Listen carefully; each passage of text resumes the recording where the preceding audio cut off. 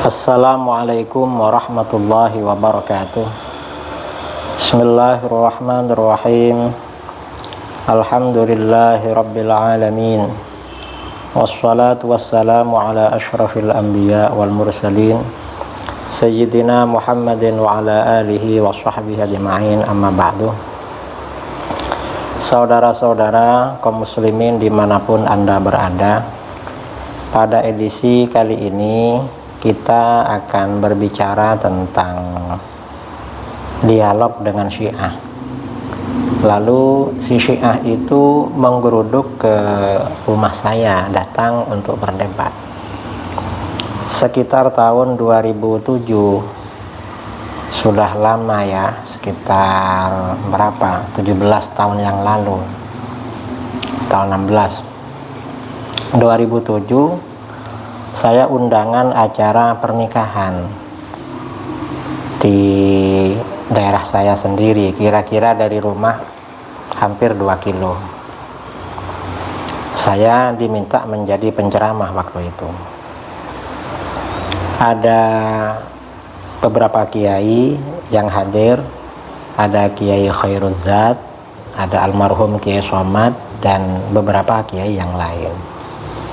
Dan ternyata MC-nya yang menjadi MC seorang Syiah. Ketahuan kalau Syiah dari narasi-narasinya ketika membaca rangkaian acara dan muqaddimahnya. Muqaddimahnya itu narasinya Syiah.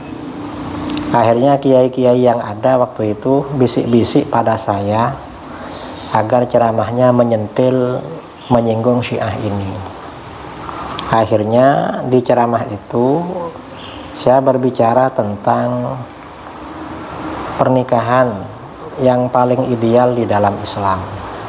Waktu itu saya sampaikan pernikahan ideal pertama adalah pernikahan baginda Rasulullah SAW dengan Siti Khadijah.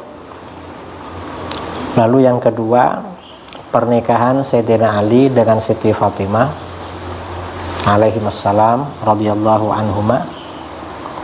Karena dalam pernikahan ini sangat kelihatan sekali persatuan para sahabat, utamanya Khulafaur Rasyidin.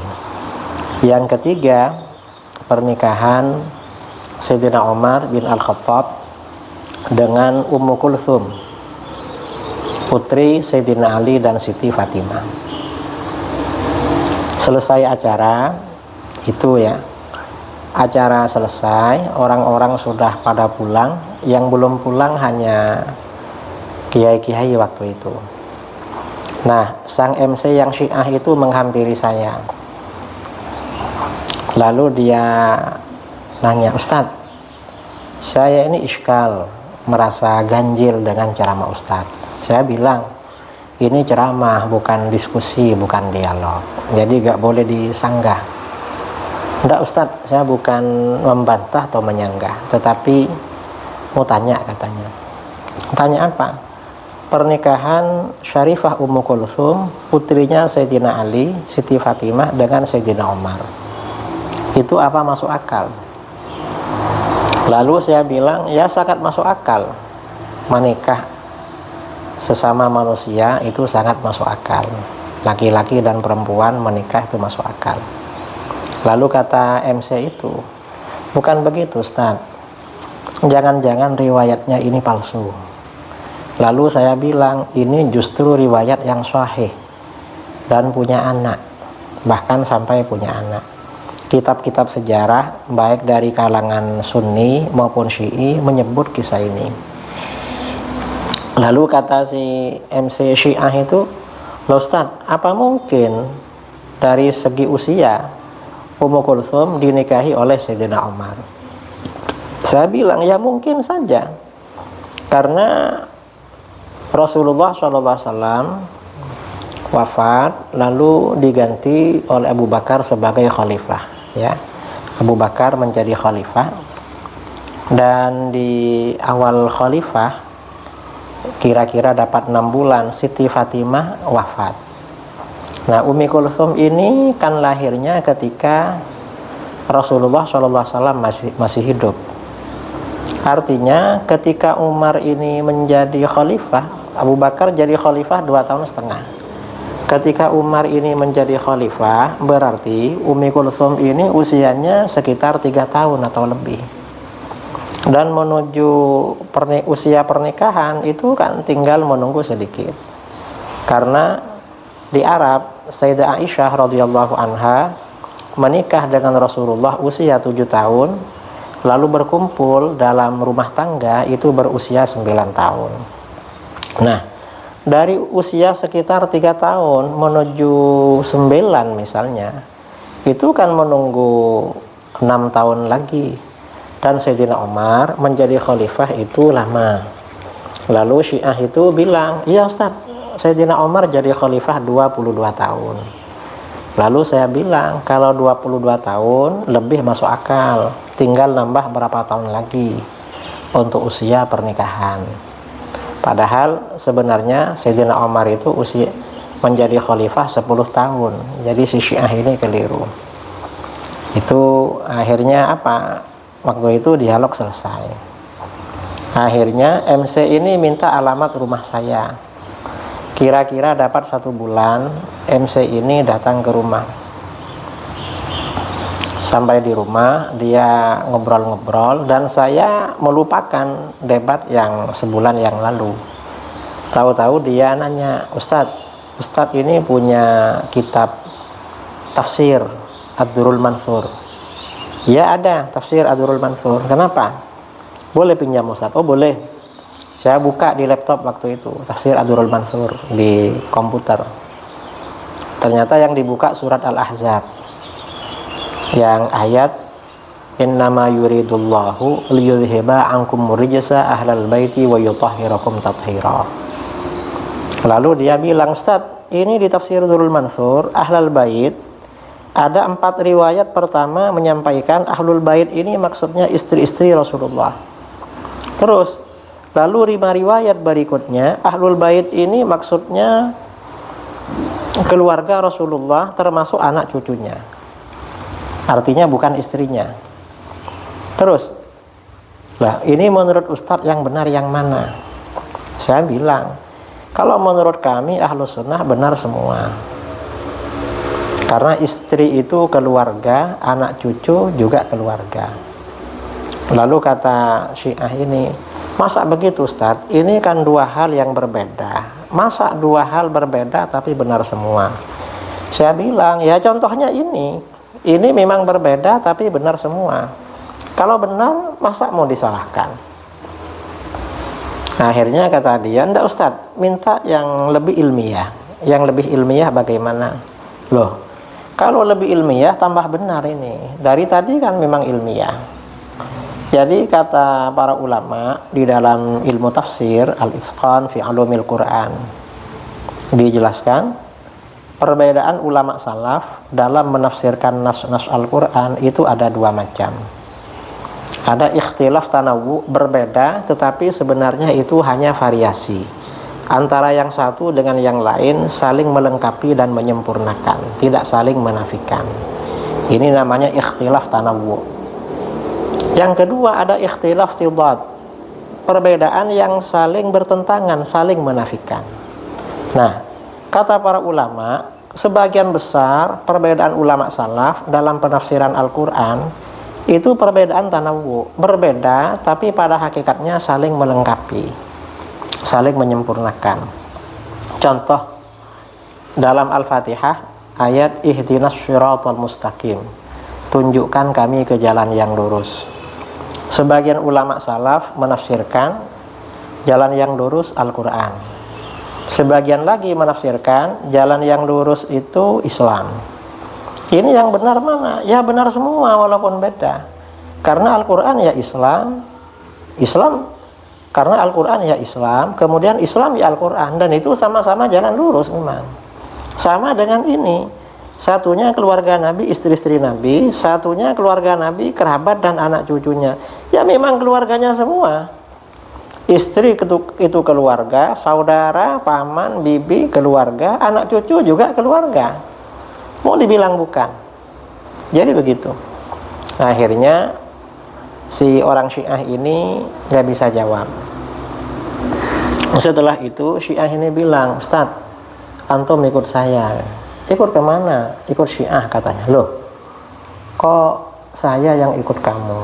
Kan dari kemarin yang kalah debat Syiah. Masa yang menang ikut yang kalah? Itu kan tidak betul kan? Mestinya yang kalah ikut yang menang. Lalu kata si Syiah ini, enggak gitu Ustadz. Kami ini Syiah lebih dekat kepada agama dari dua hal. Apa? Yang pertama, kami mazhabnya mazhab Ahlul Bait, mazhab keluarga Nabi. Yang kedua, nasab kami Ahlul Bait. Dia mengaku Ahlul Bait karena dia keturunan India, entah Pakistan, marganya Khan. Ada Khannya ya di belakang tuh, kayak orang-orang India. Lalu saya bilang, antum bilang mazhab Syiah mazhab Ahlul Bait, itu pengakuan antum. Kalau menurut kami Syiah itu bukan Ahlul Bait, tetapi mazhabnya ikut mazhab Yahudi. Banyak pengaruh Yahudi di dalam ajaran Syiah. Tuh.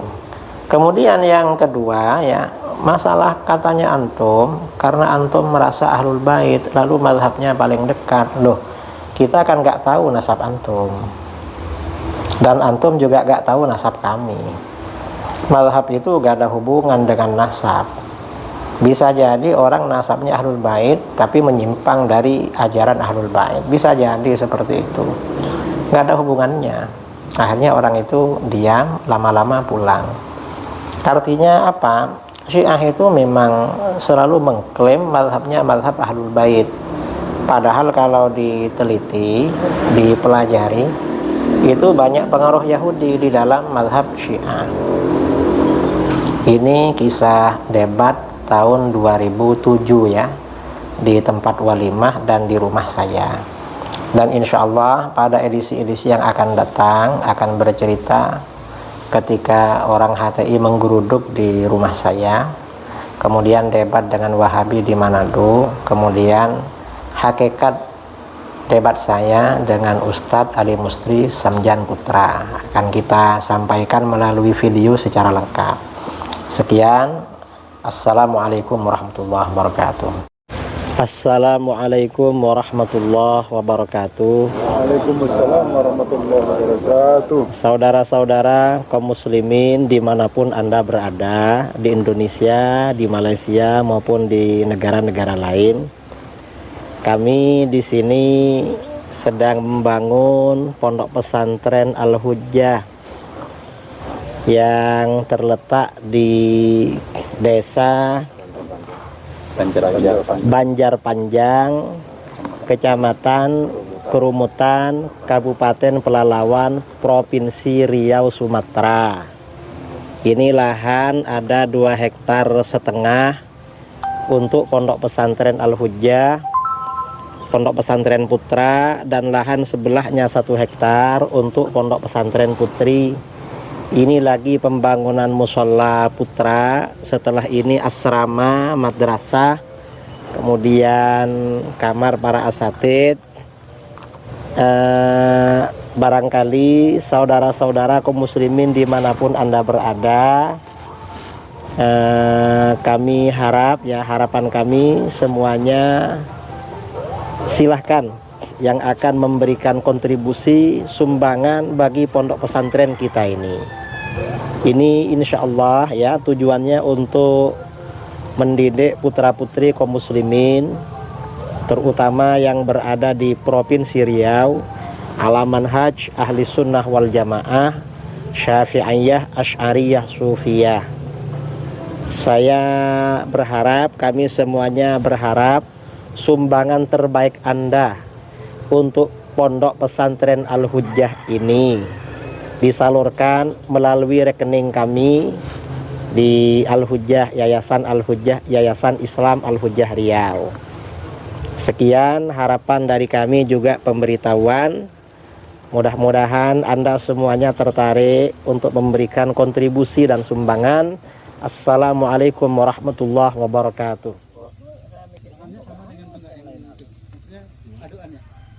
Sama dengan ini. Sama semua, tingginya sama. Maksudnya sekali jalan gitu? Iya. Istilahnya keras tadi itu bisa untuk ganti saung dia makan, nah, duduk gitu. Kalau plan ke depan Pak Yai, tiap bangunan ada saungnya Pak Yai. Tiap bangunan itu kan tinggi, hampir berapa meter jarak kemana tinggi kok? Karena kan gedung kan lantai 3 tuh Pak. Kalau jaraknya nggak tinggi, nggak lebar, nanti kayak anu.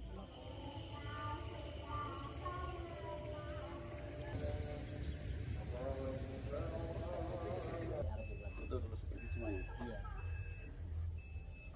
Soalnya rencana yang jalan, ternyata ini nggak bisa. Hanya mana akhirnya dia berbalik, taruh kompas, ke di Masjid Demak katanya. Nanti tempat yang kan nanti namanya satu-satu. Nanti di atas Pak, nanti kasih anu, belakang.